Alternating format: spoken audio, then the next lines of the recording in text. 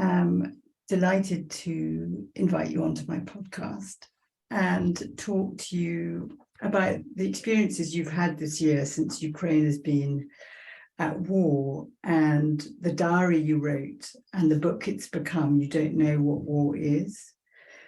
So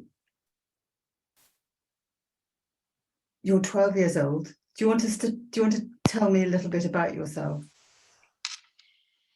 So, like before the war, before Russian invasion, I was normal school girl.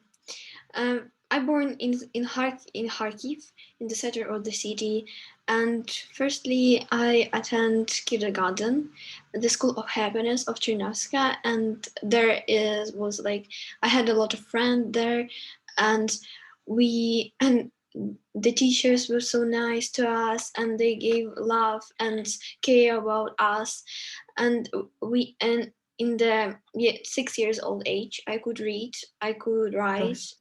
Yeah, and I was ready to school. And in school I love to study, and and I now love to study. I studied excellent, very very excellent. And I So have you're a really good student and you love school, and it sounds like, I mean, from your book and in what you're saying, it's like there was the life before Russia invaded Ukraine, which was a happy, probably not that straightforward life because you live with your grandmother and not your mother and father, but you loved school, you felt safe, you were at peace. And then your life literally turned upside down, was blown up by the invasion of Ukraine. So do you want to, one of the questions I have on this podcast, can you put the earpods in? Because otherwise I'm hearing the back, what's happening with the... Okay, sure. Wait. Is it okay now? Yeah, that's good. I'm just going to turn my thing off so I don't start getting messages, because I have got it off. Don't know what that sound is.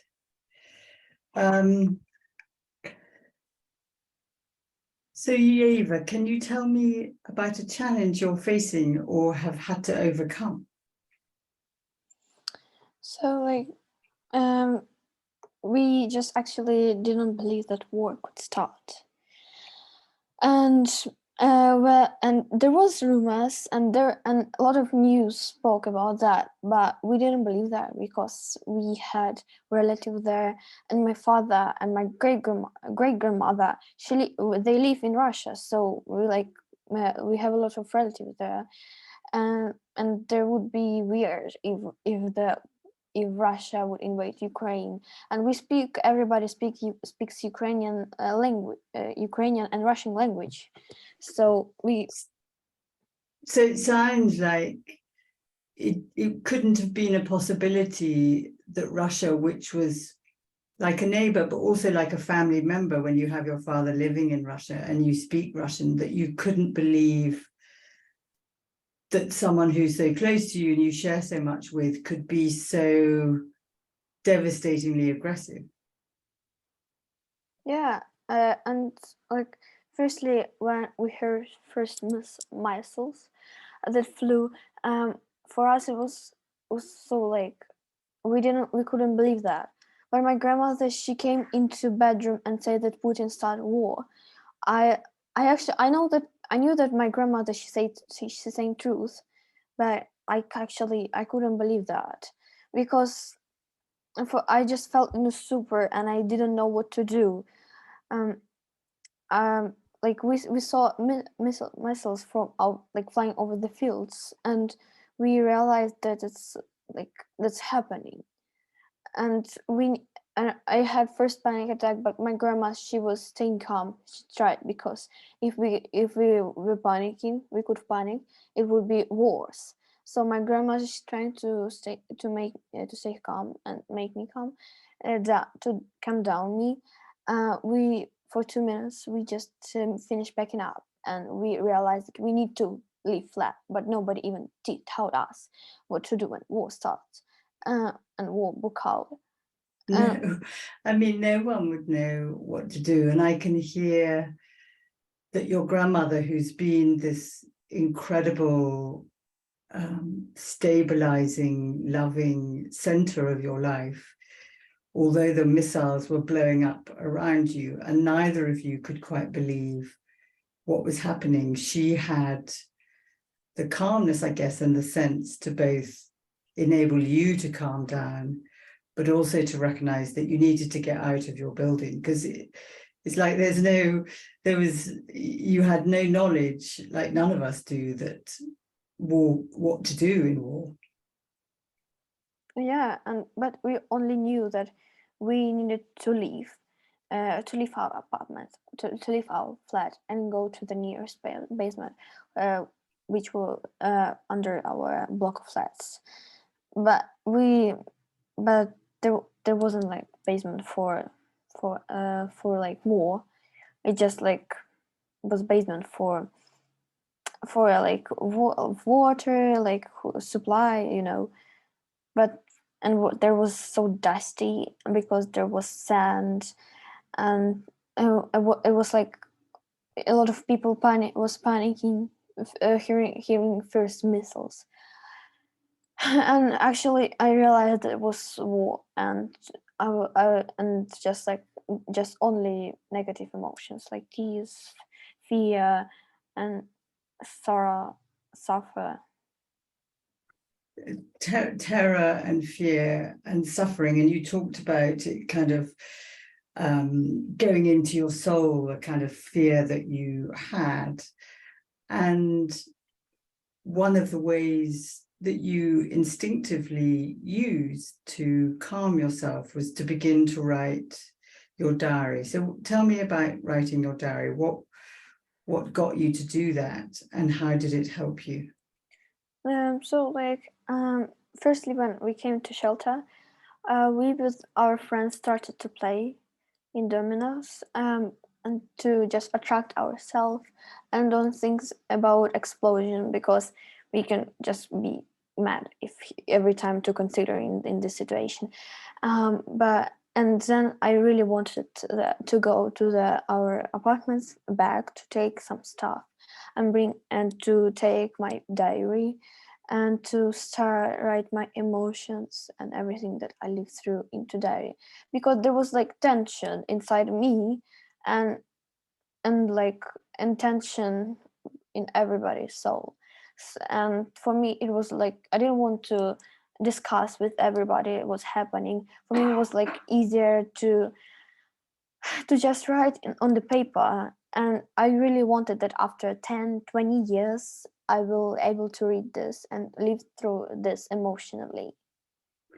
Yeah, it sounds like you did it for two reasons. One is that if you started telling everybody gets heightened senses of fear because emotions are contagious. So you kind of could talk to your friend, your diary, if you like, very privately.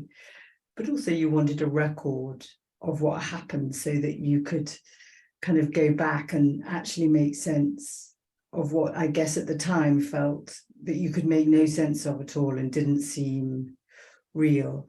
Do you want to kind of, for people listening, do you want to talk through the sort of the days, those critical days when you left Kharkiv and got a train, and tell us what happened? And there were kind of moments of luck as well as terror. So like we realized that like in first day that we will be like for a long time in the shelter, so we needed to be like ready. And man, they brought like sand to the windows just to not make harm for people if it will be explosion near us. But like we slept that night in the shelter. That was really horrible. And in 6 a.m. And scary and dark and damp and yeah. I thought like I won't sleep, but I just fell in sleep. It was so like I could sleep. And the next day I just woke up, and I didn't want to go to our apartments back. But actually my grandmother, she said like, okay, let's go, we need to eat something, we need to get shower. And I said okay, and we went to our apartments, and some people like stay in their apartments and were sleeping there, which was for us really really like scary, because how they could sleep in our apartments, in their apartments, in the houses, Well, you know. so I wondered about that, and I think it's happened quite often with devastating incidents like war or tsunamis, that sometimes the greater fear for people is to leave home, because home is their place of safety. But you and your granny were clear that your apartment wasn't safe, and yet other people, and still haven't left, have they? People have stayed because it's more frightening to leave than to stay. Yeah, a lot of people like were sleeping in the shelter, but some of them they stayed in the apartments, and we said like, oh my god, that's like crazy and so scary. But then we back to our apartments, and I was looking to window, because you know that I wrote in diary that our windows looking towards the Russian border. I Yeah. was looking for like if it's some tanks or missiles, but nothing was so, and we backed into shelter. But then we knew how it was like terrifying, and how situation became worse. We decided to leave basement because we are in the most dangerous district in the city, and we decided to move into place where and in the district where our friends lived, Ina, and she lived in more safe. She was like more safety place, and Because where you were was really on the Russian border, so you were in the most dangerous place near the border, where tanks and troops would come through and where missiles would hit you. So the first kind of step was to get as far away from the border as you could, and it felt like then you just had to get further and further away. yeah, and so we just we called taxi, and our friend she said like, okay, like come to our house. And so we called to taxi, and fortunately it come. It's unbelievable a It came. taxi came to get you. I just can't imagine war is broken and you can get a taxi. That's in itself pretty Yeah, so astonishing. it was like, unless that it will come, but it was possible, but not as possible as before. Sorry, I just turned off my telephone. It was like not possible as like before. But like we just got luck, and taxi came, and I just asked my granny, what about clothes, and she said, no, don't think about that, just forget that. And I realized, okay, just we will go. And we just were passing a lot of and then we saw a lot of queues into pharmacies, into shops, and we saw one building, and then when we arrived, I just opened news, and I saw this building that I saw normally, it just bombed. I was like It completely in shock. destroyed. It's It had not been, destroyed, it's like a little bit, but yeah, damaged. yeah. Oh, burnt. It was so burnt. Yeah, burnt. And like I just couldn't believe that, because I just saw it, okay, it was normal, but now it just banded. And I'm so aware that you're 12 and there's thousands, hundreds of thousands of children younger than you, older than you, kind of victims of this war, and how really brutalizing and traumatizing that is. Children should never see war. Yeah, and like and my friends, we told like our neighbors that it's okay, you can go. There's like no missiles. There's quiet in the city, so you can go wherever you like to go. They would wanted to go to Pisocin, but they started to packing up to bring all stuff. But unfortunately, they hadn't much time, and they started like crazy bombings. Uh, but like we didn't think about the clothes and about clothes, and they thought about that. And So that's one of the kind of wise instincts of your grandmother, is that you have to survive, you have to stay alive. That's a bigger priority than stuff, than your clothes, than your poor teddy bear that you had to leave behind. yeah, and I realized that we don't need to think about clothes. We should think about lives and Yeah. rescued anyway. Um, but like I didn't hear the sound there was in my district. I saw a lot of messages from my friends, and a lot of our neighbors wrote that there's like crazy boomings in our district, but we already moved Yeah. and we didn't hear this. I think your is your wire. Could you put your necklace in your because I think it's clicking on your, yeah. Thank you. Thank you. And Yeva, given that this was such a terrible thing, you had the kindness of strangers. I mean, so what, I'll start that again. What helped you survive? I think the faith in God. It was the love of God. God saved you. Yes, we just believe in Him, and He made our way. He made a green road to survive. He helped to find a great people that that we met in our way. And So yeah, God set the path for you to meet great people that got you on your way. yeah, and He helped us to rescue it. So what happened? How were you rescued? Yeah, so the worst day of the war in my life, I remember that the sixth day of the war when I got we got the news that our apartment is destroyed, and Gosh, so it's some sorry. it's something that like something that in my soul is like bombed.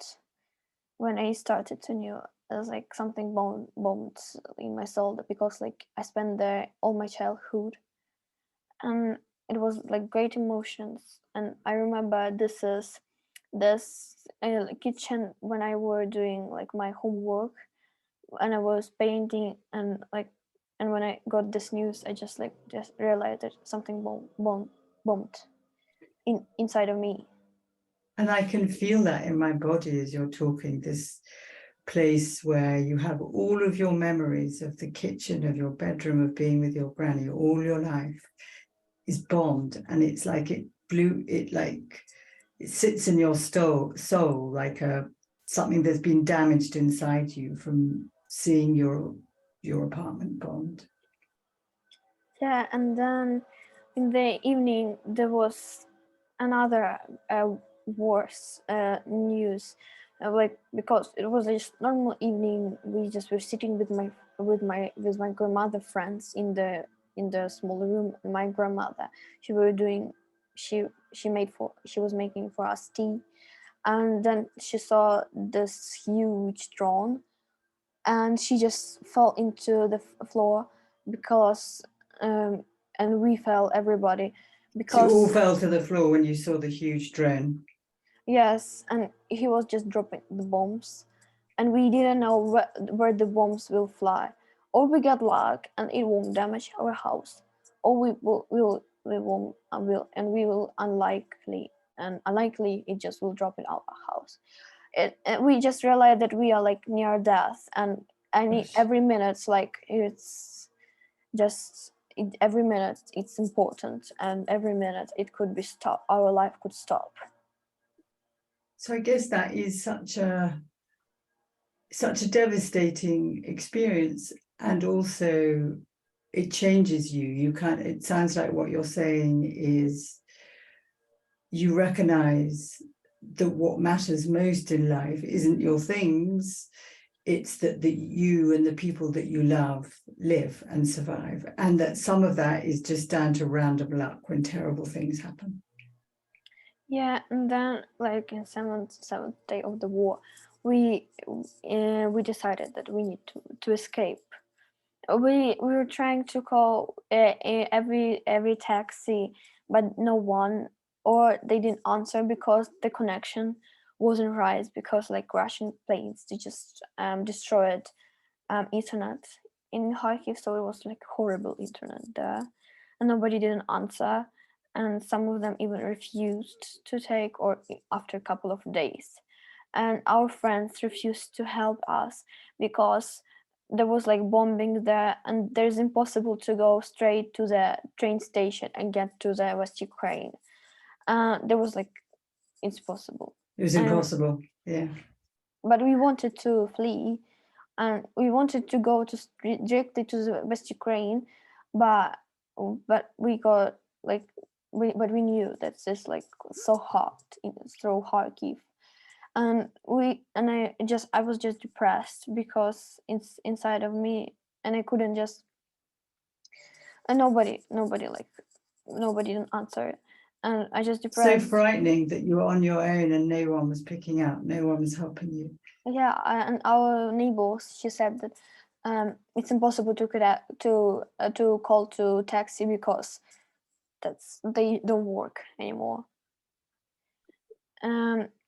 Yeah, but like I just continued to draw, and something I just closed in my soul, and then we just hoped with my grandma, and we said like, if God would like to help to escape, we will go. If not, we'll stay.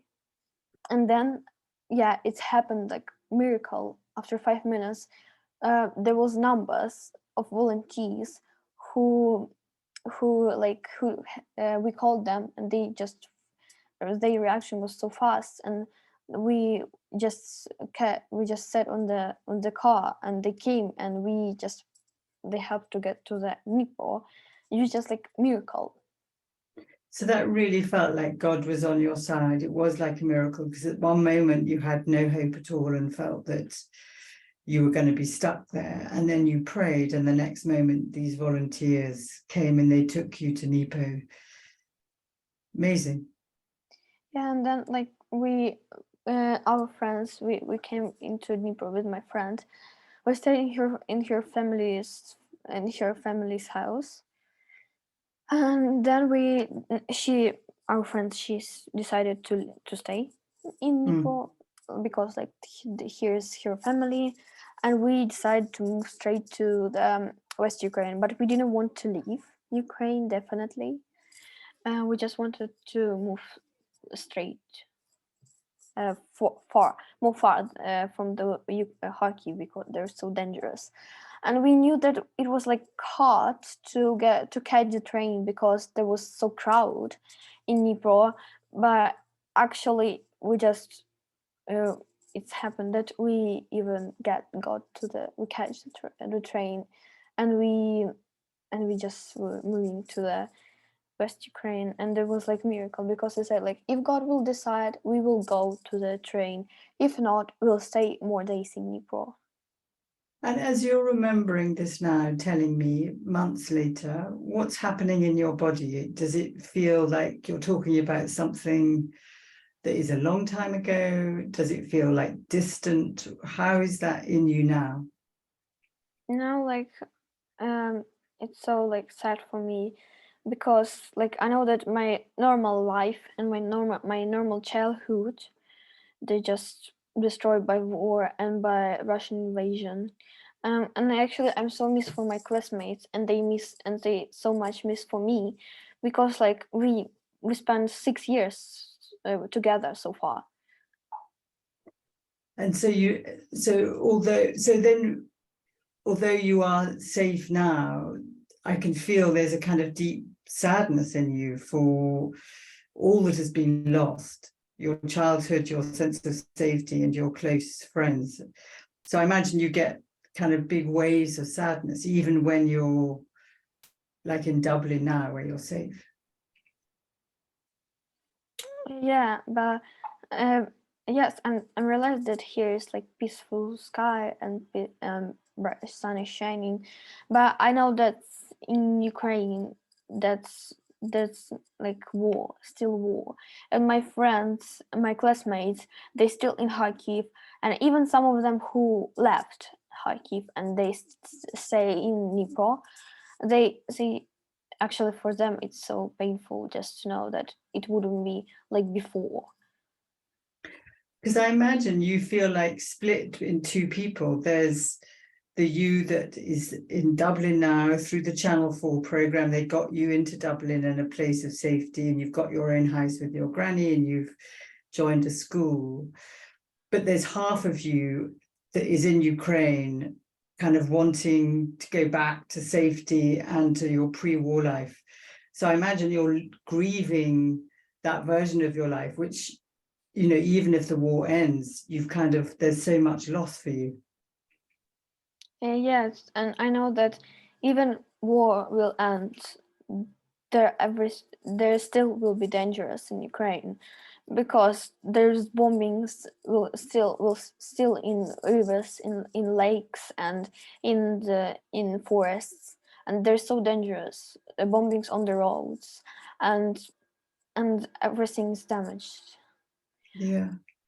in Kharkiv, and like I really hope that after when war will end, everything will be rebuilt, and missiles will will move from everywhere.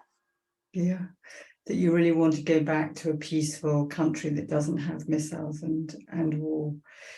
But kind of what I understand from you is, in the devastation of war and the terror of it that's in your soul, and really kind of still you suffer from that, it's two things that have helped you and supported you. One is your faith and your belief in God. The other is the love and the stability of your grandmother. And then the third bit was this amazing amount of strangers that helped you, whether it was the Channel 4 program or the volunteers that drove you to the west of Ukraine. And also there was a kind of, when you prayed, there was this random luck that happened. So it feels like there's a lot of combination of aspects that enabled you to get to safety. Yeah, and actually it's like I'm so sorry, Yeva. Can you shut the door? Is someone hoovering next door or something? There's a lot of noise. it's gardener. Oh, it's the garden. Could you shut the door just in case? Sorry. Oh, is it the window? I think there is God. I don't know, like he's working in our room. Maybe for 1 second. That's better. So Oh sorry, no, Yeva. no, sorry. It's not so bad. No, that is a bit better. 1 sec. I'll just try to make voice louder. Okay. Maybe. Yeah. So yeah. And there's like this miracle happened, and we met a great people. Like I don't know. Firstly, we met Park O'Brien with his team, but for me, like firstly, when we arrived in Uzhgorod through the train, we just came. We came, and this person, like cameraman, he wanted to speak with me, and but like I wasn't ready because it was like big tension, and I was confused. I wanted, like I was like a little panic inside of me, because I needed to realize where am I, what am I, like what's happening around me. Mm.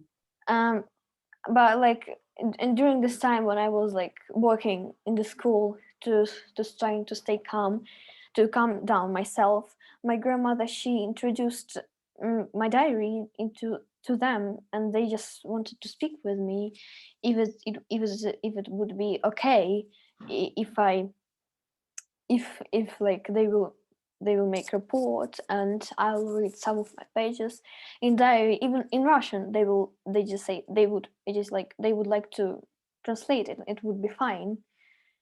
And like, and then like we asked them to help us, and I wanted to go like to England because that was like my dream from young Was it? ages. Yes. And I really wanted to study in Oxford University, and I wanted to study in Oxford High School, but unfortunately the visa to Great Britain, we couldn't go there because we but my grandmother, she hadn't passport, I hadn't any like documents from my parents, so and but it was easier to go to Ireland, and even not to France because there was like French, which was for me like hard to learn new language. And You speak really good English now. thank you. uh, and Ireland was like better because everybody speaks English there. So if people are listening, who, as you said, you in the title, you don't know what war is, what's the message that you want them to learn from you about what war is for a 12-year-old? So like for me it was most we I'm realized and we realized that nothing can be more expensive than life. No cars, no money, no gold, nothing, just life. And I realized that how a lot of people don't not appreciate a peaceful sky, and they don't appreciate the sun shining. But now here I'm appreciate that, and there it just in one moment it could just end. And I yeah, and we believed in God, and that's most important. And Yeah. we met a lot of great, and we met a lot of people, great people. And Michael Mapugo, he made powerful forward to my book, which for me is big honor. And Kira Knightley, she voiced my book, and that's miracle. And my literature agent, she's amazing. So, and we need to believe in miracles. Yes. I mean, I really get what you're saying, that those of us that live in peaceful countries, sometimes we take it for granted and we worry too much about things that don't matter, like money or clothes, or, we can get kind of obsessed with all sorts of things to do with money and status, or even politics. And I think what you're saying is that really being alive and being kind to each other and believing that good things can happen, that miracles can happen, is what gives you hope. And hope, as well as faith, is how you survive. Yeah. So yeah, and it's miracle. Yeah, it's a miracle. Well, it's lovely meeting you, and it is a miracle that you're in Dublin. Do you have any questions for me, Yeva? I think I have any questions. Just tell me briefly, how do you manage psychologically the split between hearing the news that's coming out of Ukraine and yet being a 12-year-old schoolgirl in Dublin? How do you manage those two psychologically? So like when we came to Ireland, that was really hard to like to adopt here, and to like to like realize that here's another life, and that here's like no one understands what war is. But like here's people even don't understand, even they didn't understand what war is like. They just were trying to support us, to bring to beautiful places, to enjoy nature, enjoy Dublin's parks, and even like I like to, and when like I first arrived in Dublin, I like met the like this really funny dog and body, and I hug him, and a lot of people here it's so kind, so That helps. yeah. And a lot of like when in the second day of came to Ireland, a lot of neighbors like they came to our like they came to Catherine's house, and they just welcomed us. And even my grandmother, she didn't understand like English, but she just felt she felt that sincere from them, and it's helped even a little bit. It does help. Does your grandmother speak any English now? No. So you're her translator. But one of the things you said in the book is that you hate the word refugee. Do you want to tell me about that? Because I had a refugee client who hated the word refugee. She felt it was kind of tainted and that people would look down on you as an object rather than as a human being. Yeah, so like I don't actually like this war because like I really ashamed to just say that like I lost my home, and that's like, and I like know where to go, and actually I need to start new life here, and it's really hard to say that we lost everything that in Ukraine, and I lost everything. Yeah, you really lost everything. It's so tough that you feel ashamed when the circumstances over which you had no control. Yeah, I know. And there's our friends, we just moved and they became refugees as well. Yeah, yeah. So Yeva, I guess, do you watch the news every day from Ukraine? Does that? Yeah, we watch every time news, and I'm just like, and I'm reading and we watching. And that's not so good, actually, No, so far. no. That must be very distressing, very disturbing. So I imagine you switch in and out of, like, when you watch the news, you feel very sad. And then you kind of switch into being a schoolgirl and you go to school and you put it at the back of your mind. So it comes sort of back and forth in you, I guess. Yeah, but here, like my literature agent and even journalists and everybody like from Bloomsbury, they supporting us. They trying to like psychologically to support us. Yeah. Have you had any professional psychological support? Or maybe you haven't needed it. No, I haven't.